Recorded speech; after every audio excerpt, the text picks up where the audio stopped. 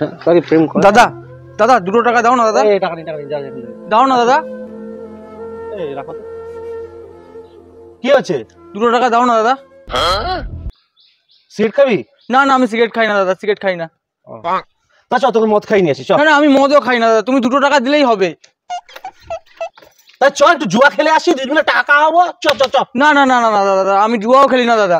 আচ্ছা তাহলে চ বারে যাবো, হ্যাঁ ওখানে গিয়ে মেয়েরা ডান্স করছে, 2 মিনিট ডান্স করবো, গায়ে লেগে মেয়েরা পড়ছে, ভালো লাগবে। চ চ চ চ।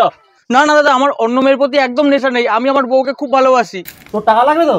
চ চ বস, তোকে আমার বাড়িতে নিয়ে যাচ্ছি। মনে হচ্ছে আমাকে বাড়িতে নিয়ে গিয়ে জমিয়ে খাওয়াবে আর অনেকগুলো টাকা দেবে। কি হলো বস? চুপচাপ ধরে বস।